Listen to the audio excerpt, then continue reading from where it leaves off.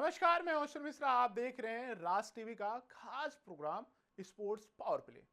वक्त हो गया है शाम 6 बजे का, तो चलिए ना कोई लेट लपेट सीधे मुद्दे पे आते हैं। आज हम मुद्दे पे बात करेंगे विराट कोहली से लेके 2027 वर्ल्ड कप। नया साल है, नई ओडीआई सीरीज न्यूजीलैंड के साथ खेलेंगे और नए कप्तान के लिए अग्नि परीक्षा होने वाली, क्योंकि 11 जनवरी से भारत और न्यूजीलैंड के बीच 3 मैचों की ओडीआई सीरीज शुरू होने वाली। लेकिन उससे पहले टीम इंडिया के चयन ने कई बड़े सवाल खड़े कर दिए, क्योंकि टी20 टीम तो चुनी गई, लेकिन ओडीआई के लिए अभी भी इंतजार लंबा देखने को मिला।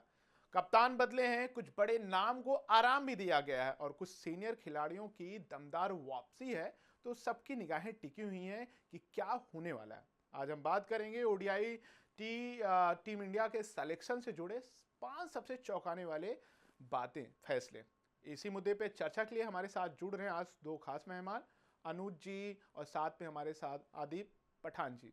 आप दोनों का बहुत बहुत स्वागत है। और आज हम बात करेंगे कि वो प्लेइंग 11 क्या है और क्या गिल की कप्तानी पे जो सवाल उठ रहे हैं, क्या वो सवाल उठना लाजमी है, या विराट कोहली और रोहित शर्मा जिस तरीके से परफॉर्मेंस किए हैं और के राहुल एक विकल्प के तौर पे भी कप्तान के रेस में हैं, क्या भविष्य में उनको भी मौका मिलेगा। इन सब तमाम मुद्दों पे बातचीत करने के लिए हम गेस्ट का रुख करेंगे।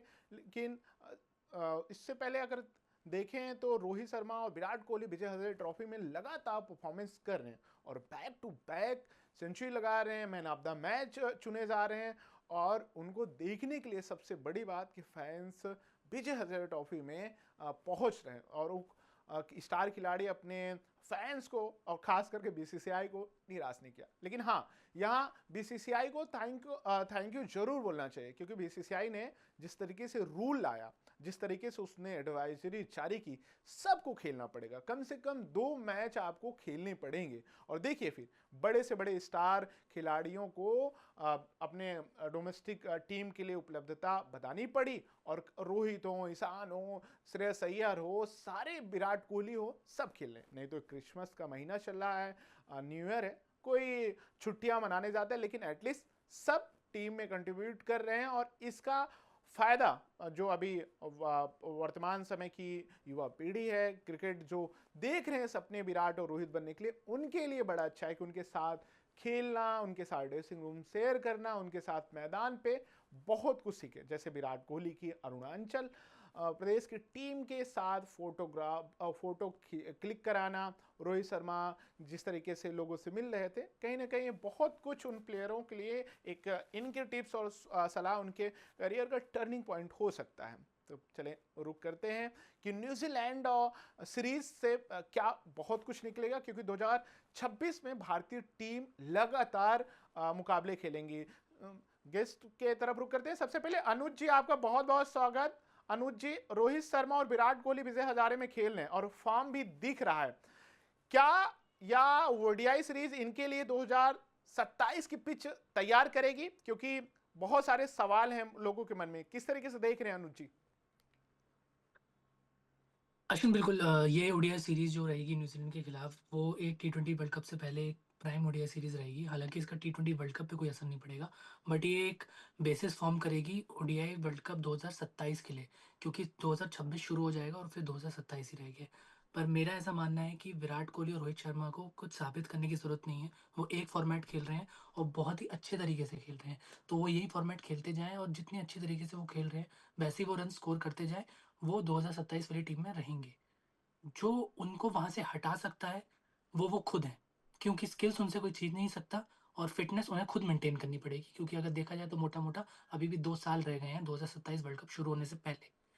दूसरा, 2027 वर्ल्ड कप साउथ अफ्रीका में होगा, तो विराट कोहली और रोहित शर्मा का प्रेजेंट रहना ज्यादा जरूरी इसलिए है क्योंकि इंडिया को एक्सपीरियंस प्लेयर्स की भी जरूरत है। अश्विन। बिल्कुल।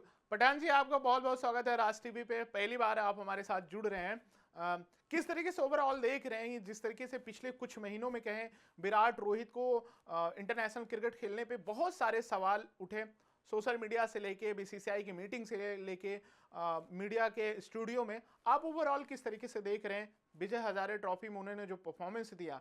कहीं ना कहीं वो तो एक क्लियर संदेश दे दिया है कि हम फिट हैं और हम खेलना चाहते हैं। क्या लगता है, आप किस तरीके से देख रहे हैं पठान जी?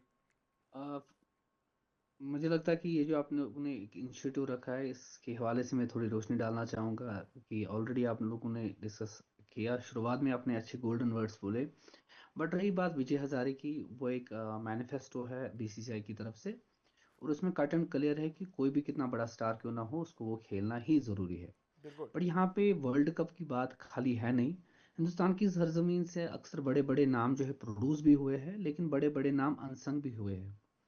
एक वक्त आज प्लेयर सचिन तेंदुलकर पे बात उठती थी, उसके बाद वीरेंद्र सहवाग, दादा जो गांगुली है, उन पे बात उठी वक्त में, सुनील जोशी, अनिल कुंबले, बड़े बड़े वीवीएस लक्ष्मण, राहुल द्रविड़, बड़े बड़े स्टार्स आते हैं वक्त वक्त पे, लेकिन नाम को अनसंग बनाना बीसीसीआई का एक काम बन चुका है। यहाँ पे जैसे कि हम बात अगर छेड़े इस वक्त रोहित शर्मा की, वी ऑल नो कि रोहित शर्मा जब आए थे वो सेम स्ट्रक्चर लेकर आए थे। इवन उसने बीसीसीआई में जो परफॉर्म करके वो ऑन टोज उसने अपने को ना, मैं आईपीएल से अपनी जर्नी स्टार्ट की। फिर जो रिकमेंडेशंस लेते थे बीसीसीआई वाले आईपीएल से, अब तो क्रिकेट एक अलग माहौल, एक अलग नजरिए में बन चुका है। यहाँ पे जैसे कि जो मेरे सहयोगी, मेरे और एक मेरे गेस्ट हैं, ने भी एक अच्छी बात छेड़ी कि उनको किसी भी चीज़ की प्रूव करने की ज़रूरत है नहीं, लेकिन ये जो 2 साल है, ये बड़ा हैक्टिक होगा, उन एक चैलेंज होगा दोनों प्लेयर्स के साथ साथ बाकी प्लेयर्स का भी। आपने देखा कि मतलब श्रेयस अय्यर जैसा प्लेयर रिसेंटली उसमें इंजरी हुई थी, तो अब कम बैक देने में उसको भी बड़ी दुश्वारियां हो रही है। बड़े बड़े देशों में बड़ी बड़ी बातें जो होती है एक छोटा निज़ाम जैसा बन जाता है। ओवरऑल मैं समझता हूँ कि अच्छा वक्त है, दोनों को प्रूव करना है, और उनको खाली एक इंस्पिरेशन बन के दूसरे प्लेयर्स की ओर या दूसरे स्टेट्स में जा रहे हैं खेलने, वो खाली बात नहीं। उनका अपना जो एक वजन होता है, एक जकरम जो होता है एक प्लेयर का, वो भी काफी मेंटेन करना पड़ेगा, क्योंकि अब नए यंगस्टर्स आ रहे हैं, उनके पास एक नया स्किल है, वो बड़े पैशनेटेड है। आपने हाल ही में देखा था कि लास्ट ईयर जब विराट कोहली ने अपनी नेट बॉलर ने उसको आउट लिया था, तो फिर कितना एक हजूम उठा था। But overall it's important parcel of game. इसमें फिट के साथ साथ चैलेंजेस का काफी काफी एक अहम रोल होगा। पठान जी, सवाल इसलिए उठ रहा था क्योंकि टी20 से दोनों स्टार खिलाड़ियों ने रिटायरमेंट लिया। फिर उनका ऑस्ट्रेलिया टूर अच्छा नहीं गया। टेस्ट से भी इंग्लैंड में जाने की उम्मीद थी, वहां से गए। उसके बाद उनसे कप्तानी गई रोहित शर्मा से। इसलिए सवाल उठ रहा था कि क्या 2027 तक खेल पाएंगे या वो ओडीआई से चले जाए, उनको भी रिटायरमेंट लेना पड़ेगा। ओवरऑल इन सब चीज को कनेक्ट करके अगर देखें तो आप देख रहे हैं रोहित को भी विराट के साथ 2027 तक। देखिए, इम्पोर्टेंट है कि वो कितनी सीरीज में खुद को प्रूव करेंगे, और उनको चाहिए कि वो कंसिस्ट परफॉर्मेंस करें। 19-20 तक तो ठीक है, लेकिन 19-20 से लेकर अगर वो 10 या 9 तक पहुंचेंगे, वो उनके लिए काफी काफी एक दुश्वारी का सबब बन सकता है। ओवरऑल मुझे लगता है कि ये, मैंने ऑलरेडी आपको बोला कि बड़ा चैलेंज उनकी, वो उनका जो एक कंसिस्ट, वो देखिए विराट कोहली एक बड़ा नाम है, ब्रांड को ब्रांड रहने तक काफी मेहनत की जरूरत है। ऐसे बिल्कुल। ही रोहित शर्मा खुद में भी एक बड़ा एक नाम है। तो यहाँ से भी यंगस्टर्स है जो खुद को प्रूव कर रहे हैं, लेकिन 2 साल वर्ल्ड कप तक उनको फिटनेस के लिए भी इश्यूज उठेंगे, उनकी परफॉर्मेंस पर भी बात उठेगी। देखिए, विजय हजारे में परफॉर्म करना उनके लिए मसला नहीं है, वो उनके लिए एक इम्प्लीमेंट की जरूरत थी। बट ओवरऑल यहाँ पे जो बड़े बड़े न्यूजीलैंड सीरीज आ रहे हैं, न्यूजीलैंड भी नया टीम है। न्यूजीलैंड को मालूम है कि विराट कोहली और कितना प्रेशराइज है, दोनों में प्रेशर है ही है, क्योंकि उनको भी अब परफॉर्मेंस करके गोल मिलना है। तो मुझे लगता है कि जैसे आपने बात छेड़ी कि उन पे जिम्मेदारी, वो उन पे अब ज्यादा आयत हुई है। फिर जो उनकी अभी छाप थी प्रीवियस वक्त में, अब उनका वक्त वो चल रहा है जहां उनको खुद को भी प्रूव करना है, और साथ साथ टीम में भी बने रहना, और फिर वर्ल्ड कप तक भी जाना है, वो भी चैलेंज है उनके लिए। बिल्कुल बिल्कुल। अनुज जी, आप किस तरीके से देखते हैं न्यूजीलैंड के साथ जो सीरीज 11 जनवरी से हो रही है, ये दोनों प्लेयर के लिहाज से कितना इंपॉर्टेंट है? और कई सारे नए नाम भी जुड़ेंगे। उम्मीद ये भी लगाई जा रही है ईशान किशन भी आएंगे, अय्यर भी आएंगे स्क्वाड में। उनके लिए भी उतना चैलेंज होगा क्योंकि टीम में आए, 2 साल बाद आए, फिर आए, जगह नहीं बना पाए ओडीआई में। आप किस तरीके से देख रहे हैं न्यूजीलैंड सीरीज? अभी टी20 की सीरीज के लिए टीम स्क्वाड आया, लेकिन अभी ओडीआई।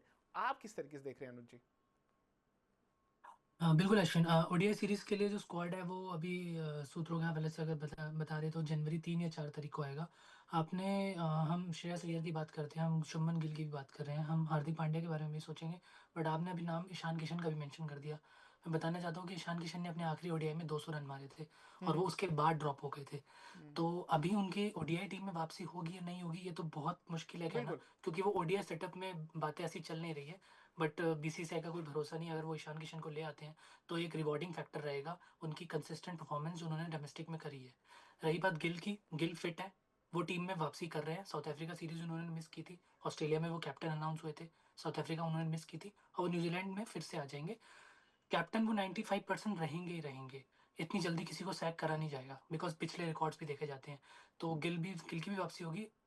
जो घड़ी लटकी हुई है वो अय्यर पे लटकी हुई है, क्योंकि वो इंजरी से फुल्ली रिकवर नहीं हुए हैं। तो अय्यर पे एक घड़ी लटकी हुई है कि वो इंजरी से फुल्ली रिकवर नहीं हुए हैं। और रही बात हार्दिक पांड्या की, तो उनका भी नाम आना तय है। जसप्रीत बुमराह भी टीम में वापसी करेंगे ओडीआई में। तो देखने वाली बात ये होगी कि क्या कॉम्बिनेशन यूज होता है ओडीआई टीम के लिए, क्योंकि इस ओडीआई सीरीज का अभी सच बताऊं तो वैसे कोई मतलब नहीं है। ये बस खेला जा रहा है क्योंकि एक ओडीआई सीरीज खेलनी होती है, लिमिटेड फॉर्मेट आपको खेलना होता है। मोटा मोटा देखा जाए तो टी20 वर्ल्ड कप की तैयारी होनी थी, जो न्यूजीलैंड के साथ टी20 सीरीज के साथ ही हो जाएगी। पर हाँ, ये ओडीआई सीरीज जो है वो कहीं ना कहीं, अब जैसे मैंने पहले बताया था, एक बेसिस फॉर्म करेगी कि ये एक नया साल शुरू हो रहा है, तो एक वर्ल्ड कप की तैयारी नहीं शुरू हो रही है। ये कहा जा सकता है कि इसको वर्ल्ड कप की स्क्वाड की तरह ही देखा जाएगा, अगर फर्दर चेंजेस नहीं होते हैं अगले 1.5 साल में। तो ये सब चीज़ें हैं जो अगले 3 और 4 तारीख में हम सबकी निगाहें रहेंगी, और बीसीसीआई मुंबई में अनाउंस करने वाला है ओडीआई स्क्वाड न्यूजीलैंड के लिए। तो उसी वक्त सब कुछ हो जाएगा सामने सबके। अश्विन।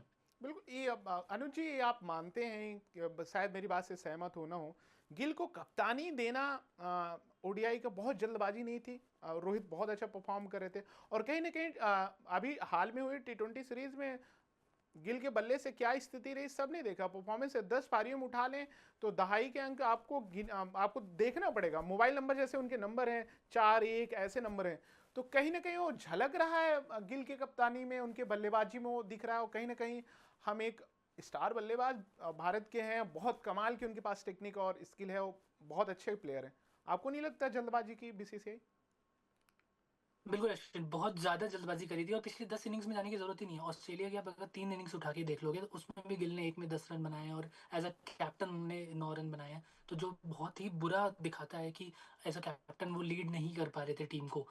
अगर मैं अश्विन कैप्टनसी को हटा दूं तो आप भी अग्री करेंगे, गिल लॉन्गर फॉर्मेट में अच्छे बैट्समैन है, उनकी जो बिल्कुल, क्लास है, नो उनकी जो डाउट। टेक्निक है, वो ओडीआई फॉर्मेट के लिए सूट करती है। बट जब आपके पास कैप्टनसी आ जाएगी तो आपका हाल शायद सूर्य कुमार यादव जैसा हो जाए, बिल्कुल। कि आप अच्छा परफॉर्म ना कर पाए तो आप टीम में भी ना रहें।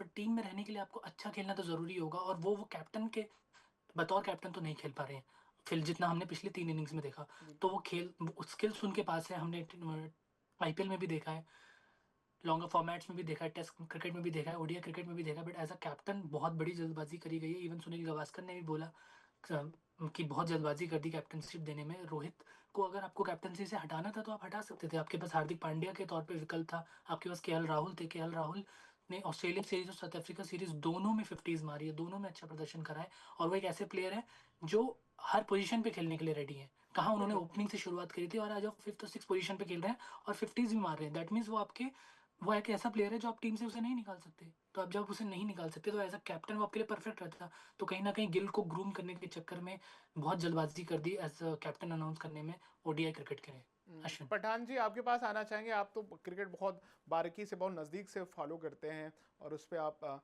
जुड़े हुए हैं। क्या लगता है बीसीसीआई फ्यूचर प्लानिंग में कहीं ना कहीं जल्दबाजी कर गई गिल के नाम पे? देखिए, फ्यूचर प्लानिंग के तहत अगर देखा जाए वो तो दूसरी बात है, लेकिन आप जो करंट सिनेरियो बीसीसीआई चला रहे वो नाकाबिले बर्दाश्त है। क्योंकि जैसे कैप्टन का एक बहुत ही अहम रोल होता है, तो कहते हैं ना वो लीडर इन फ्रंट। तो मुझे लगता है कि इस देश में एक लॉबिज्म बन चुका है। बीसीसीआई उन्हीं प्लेयर्स को लेती है, उन्हीं स्टेट्स के प्लेयर्स को लेती है जिनका एक लॉबी बड़ा स्ट्रांग होता है। हमने काफी स्टेट्स में देखे बड़े बड़े दिग्गज नाम उनने छोड़े हैं। जैसे कि आईपीएल की बात मेरे दूसरे सहयोगी ने बात की। आईपीएल तो एक अब नजरिया जो बन चुका है। एक लड़का विद इन शॉर्ट टाइम उरूज पे जाता है, लेकिन विद इन शॉर्ट टाइम उसका नाम भी नहीं कहीं पे होता है। बिल्कुल अब अगर नाम अब है तमाम। बीसीसीआई को पठान जी, अच्छे आप प्लेयर्स नहीं, मिल मैं रहे हैं। मैं खुल के नाम लेता हूं ना। सरफराज इतना कमाल का परफॉर्मेंस किए, ऋतुराज गायकवाड किए, देवदत्त पट्टिकल किए, ऐसे तमाम रणजी मैच या डोमेस्टिक में कमाल किए। जो लॉबी की बात है, बिल्कुल उस पर आरोप लगे, और इतने अच्छे प्लेयर हैं। ऋतुराज गायकवाड का आप उठा लीजिए, सरफराज का उठा लीजिए, कमाल की परफॉर्मेंस कर रहे हैं।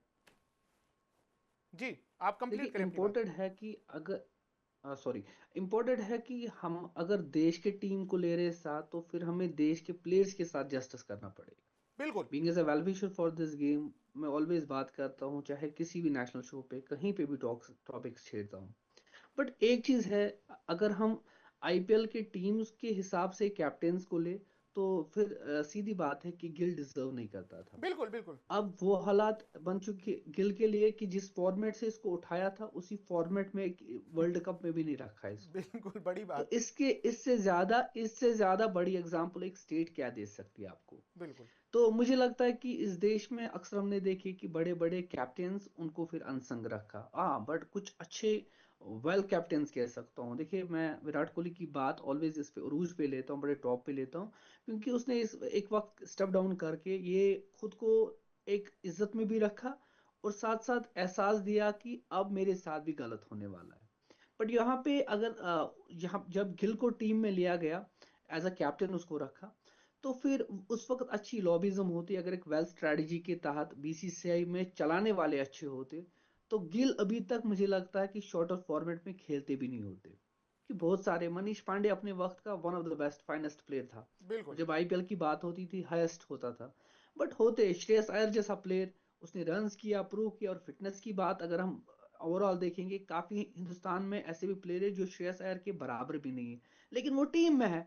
तो ये चीज जो है ना, ये एक लॉबिज्म ही होता है। तो मुझे लगता है कि ओवरऑल काफी कुछ अभी भुगतना पड़ेगा। देखिए मतलब आई एम सॉरी टू से दिस, मतलब हमारी एशिया कप में टीम हमारी जो थी, मुझे नहीं लगता कि जितना फाइन हमें पैसा उन पे लगता है, जितना हमारे प्लेयर्स को एक्सपेंसेस दिए जाते हैं, हर एक फैसिलिटी, तब भी वे उस परफॉर्मेंस के बराबर नहीं करते। मुझे लगता है कि जिम्बाब्वे के पास अगर हमारे से ना चौथा ही फैसिलिटी होगा ना, वो हमारी नेशन की टीम को हराएंगी। बट ओवरऑल तभी हम ये बात बोलते हैं, ये जब हमारे अंदर जो एक लावा होता है ना, तभी हमें खुल के बोलते हैं। तो काफी बातें मैं आप लोगों से सीखता हूँ, काफी कुछ बोलने को भी है, लेकिन ओवरऑल मुझे लगता है कि हाँ, उस वक्त जल्दबाजी हुई, क्योंकि उन दिनों पंजाब का रोल एसोसिएशन के एतबार से काफी स्ट्रांग था, और रणजी ट्रॉफी में पर मतलब दिल्ली बेस्ड, पंजाब बेस्ड, ये काफी स्ट्रांग थे, तो इसलिए उसको कैप्टन उस वक्त बनाया। बिल्कुल। अनुज जी, पठान जी ने बड़े सवाल उठाए कि एक तरफ बीसीसीआई बात करता है कि डोमेस्टिक खेलो, हमारा सिलेक्शन का पैमाना और जो रहेगा डोमेस्टिक रहेगा, लेकिन आप आईपीएल में जो परफॉर्म अच्छे कर रहे हो, आप उसको उठा के कप्तान बना दे रहे हो, आप उसको टीम में डाल दे रहे हो, फिर डोमेस्टिक वाला प्लेयर जाके खेल रहा है। जैसे ईशान को 2 साल लग के, सरफराज, आपके पास आता हूँ पठान जी। तो इस लिहाज से उन्होंने सही कहा कि आप बाकी फॉर्मेट में आए। तो अनुज जी की बात मैं आ रहा हूं पठान जी, आप किस तरीके से देख रहे हैं अनुज जी? बिल्कुल अश्विन, ये बिल्कुल बिल्कुल अश्विन जी, ये बहुत ही एक गलत मैसेज जा रहा था लोगों के बीच में, प्लेयर्स के बीच में, कि वो आईपीएल में शाइन कर जाएंगे तो वो फिर टीम में आ जाएंगे, और क्योंकि और ऐसा हो भी रहा था। तो कहीं ना कहीं ये भी शायद बीसीसीआई के पीछे की एक उनकी गौतम गंभीर की वो थी कि उन्होंने फोकस किया जाए कि डोमेस्टिक पे ज़्यादा फोकस किया जाए, रणजी खेला जाए और वहां से सिलेक्शन हो प्लेयर्स की। तो कहीं न कहीं ये तो बहुत हो रहा था, और ये अभी नहीं हो रहा है। ये हमने देखा कि पिछले 10-12 साल से शुरू हो गया था कि आपने आईपीएल में शाइन किया और आप तुरंत टीम में आ गए। अ, बहुत सारे प्लेयर्स थे, मुझे याद नहीं है कि मैं नाम ले रहा हूँ, बट हो सकता है मैं गलत हूँ, बट मुझे नहीं याद है कि अंबाती रायडू ने कब डोमेस्टिक खेला होगा या सूर्यकुमार यादव ने कब डोमेस्टिक खेला होगा। वो मुंबई टीम के लिए अच्छा खेलते थे और टीम में आ जाते थे, जो कि सही भी था, पर वो सिर्फ टी20 टीम तक रहना चाहिए था। अजिंक्य रहाणे आईपीएल में अच्छा खेला, वो टेस्ट मैच में वापसी कर गए। फिर इंडिया वर्ल्ड टेस्ट चैंपियनशिप हार गई, वो फिर ड्रॉप हो गए। तो बि- इस जब इन सब चीज़ों का तो कोई मतलब नहीं बनता है ना, और इस ये कितना गलत मैसेज देता है। मतलब आप सोचो, अजिंक्य रहाणे टेस्ट टीम से ड्रॉप हो चुके हैं, वो केकेआर के लिए ओपनिंग कर रहे हो, वहां अच्छा खेल रहे हैं, और वहां अच्छा खेलने के बाद वो टेस्ट टीम में वापस आ जाते हैं, और फिर वर्ल्ड बिल्कुल टेस्ट चैंपियनशिप का फाइनल भी खेल लेते हैं, और वहां बिल्कुल परफॉर्म नहीं करते हैं तो फिर ड्रॉप हो जाते हैं। तो बिल्कुल ये बिल्कुल मैसेज जो है ये बहुत गलत जा रहा था, और जो बिल्कुल बिल्कुल फॉर्मेट अनुज जी, मिक्सिंग होती है बिल्कुल। ना आप दो इंडियन तरीके की सेटअप जब में। बातें करते हैं तो उस तरीके से फिर मैसेज जाता है। पठान जी, आप कुछ कह रहे थे, आप कंप्लीट कर लें, और आखिरी टेक दोनों से एक एक टेक में लेना चाहूंगा। पठान जी, कुछ कह रहे थे आप? मुझे लगता है कि जैसे कि आईपीएल की बात छेड़ी, आईपीएल नॉर्मली एक ऐसा एक बिजनेस यूनिट बन चुका है। इसमें वो मतलब इंसान अब घुस चुके हैं जिनकी क्रिकेट की नॉलेज जीरो है। देखिए देश प्रेमी, एक अच्छा well wisher of the game, वो ऑलवेज क्रिकेट को रेस्पेक्ट करेगा, चाहे क्रिकेट किसी भी प्लेटफॉर्म पे क्यों ना हो। मतलब लेकिन एक चीज होना चाहिए, जहाँ मतलब आईपीएल में आपको अच्छे प्लेयर्स अच्छे से परफॉर्म करते हैं, उनका नाम निशान कहीं नहीं होता। लेकिन डोमेस्टिक में भी सरफराज की अपनी बात छेड़ी, सरफराज ने डोमेस्टिक लेवल पे भी परफॉर्म किया है, हंड्रेड्स बिल्कुल कंसिस्ट। लेकिन इस आईपीएल में जब बिड की बात आ रही थी, उस बंदे को कोई खरीदने के लिए तैयार ही नहीं था। बिल्कुल तो इट्स ऑलरेडी ए मिक्सअप, ये एक प्रॉपर तरीके से प्रोपेगेंडा है। तो मुझे लगता है कि ओवरऑल काफी कुछ सुधारने की भी जरूरत है। देखिए, कोई ना कोई वर्ड हमारे से भी अच्छा निकलेगा जो किसी के दिल को, बिल्कुल किसी के जख्म को भर बिल्कुल। सकता लास्ट है। कमेंट दोनों से लेंगे, लेकिन 10-10 मिनट ओवरऑल में एक लास्ट कमेंट लेंगे क्योंकि हम सेगमेंट की तरफ बढ़ रहे हैं। तो क्या बुमराह के बिना न्यूजीलैंड सीरीज है भारत जीत पाएगी? क्योंकि आई थिंक बुमराह हार्दिक पे वर्कलोड मैनेजमेंट के चक्कर में शायद ना खेलें, सेलेक्ट ना हो, क्योंकि उसके बाद T20 वर्ल्ड कप भी है फरवरी में। तो सबसे पहले पठान जी, आप किस तरीके से देख रहे हैं? क्या वनडे सीरीज में उनको आराम दिया जाएगा? देखिए सर, 16 उन्हें लिए है, 16 लेंगे। तो उन 16 में से अब सिलेक्शन और जीजी साहब को तो एक दो को खिलाना ही है। तो फिर रही 9 की बात, उनको किस हिसाब से लेंगे, ये एक प्रॉपर प्लानिंग होती है। लेकिन यहाँ पे जो अच्छा प्लेयर है, से आपके पास बुमराह नहीं होगा तो दैट मीन्स मतलब खलल तो होगी। हम्म, एक उसकी तो वो ऑब्वियसली मिसाल होती है खेलने के एतबार से। लेकिन अभी इस सीरीज में चाहिए कि उन प्लेयर्स को चेक करे जिन पे आप वर्ल्ड कप पे निर्भर रह सकते बिल्कुल हो। वर्ल्ड कप ये पे वो नजर। वक्त है एक दो सीरीज में। हाँ, बिल्कुल वर्ल्ड वर्ल्ड कप कप से पे पहले नजर के प्रॉपर लिहाज से प्लानिंग के था जरूरी ये। है। लास्ट कमेंट मैं चाहूंगा अनुज जी से कि क्या बुमराह और हार्दिक के बिना ये सीरीज आसान होने वाली है? अश्विन, बुमराह और हार्दिक T20 टीम में तो है हाँ सेलेक्टेड। उसमें है। तो और ओडीआई टीम अभी आई नहीं है। तो मेरे हिसाब से सच बताऊं तो अगर वो ओडीआई टीम में सेलेक्ट भी होते हैं तो उन्हें नहीं खेलना चाहिए, क्योंकि जनवरी 11 से ओडीआई है और जनवरी 21 से T20 है। तो खामखा का मुझे लगता है वो रहेगा, एक वर्कलोड रहेगा। 50 ओवर्स का गेम है, बहुत प्रेशर आ सकता है। तो ओडीआई में उन्हें रेस्ट मिलना चाहिए और T20 में उन्हें खेलना चाहिए, क्योंकि उसके 10 दिन बाद वर्ल्ड कप शुरू हो जाएगा। बिल्कुल अश्विन। बिल्कुल। हमारे दोनों मेहमान जुड़े हैं और ये चर्चा दर्शकों को बहुत अच्छी लगी होगी। बहुत बहुत धन्यवाद दोनों मेहमान। और टीम इंडिया की बात करें तो बदलाव के दौर से गुजर रही, नए कप्तान, नई सोच और वर्ल्ड कप की लंबी तैयारियों में अब देखना दिलचस्प होगा कि ओडीआई टीम का नया चेहरा मैदान पे कितना असर दिखाता है। ये देखना दिलचस्प होगा। चलिए आज इतना ही। फिर हम मिलते हैं आपको स्पोर्ट्स पावर प्ले के नए एपिसोड में। तब तक आप देखते रहें राष्ट्रीय भी। धन्यवाद।